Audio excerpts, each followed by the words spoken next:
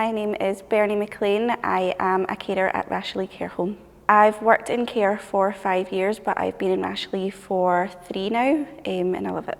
It's the best job I've ever had. The reason how I got into care was I used to look after my gran, who sadly managed to get cancer, but she had home carers come in and out of her house, and I loved the connection that she had with them. They became her best friends, and with me living with my gran, I started getting a relationship with them, and they kind of told me a little bit about the sector, told me everything that was involved, and they even suggested that I would get into it because they loved coming in and spending time with me as well. So one day I just decided to give it a go, and I love it.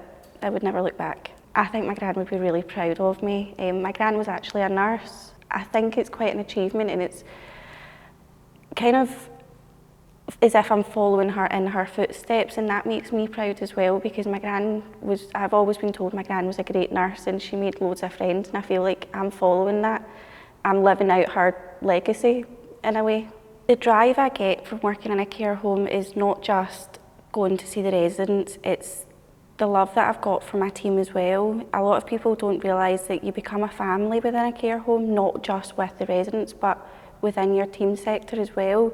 You've got your people who look after you, like your mums and your dads, who help you with anything that you're struggling with. If you're getting maybe upset or you're feeling that something's not right and you're scared to go and talk to somebody, you've got people there that have your back. And you also create a kind of great bond with the residents as well. You become their family for people who maybe don't have family as well. Challenges I face within working in a care home is the backlash that we get. People seem to think that when you're in a care home, that's you. You shouldn't get any treatment, you shouldn't get any help, you shouldn't get any help from people on the outside or within the inside, and that's not the case. These people aren't here just to pass away, they're also here to try and live out the best of their life as well as they can.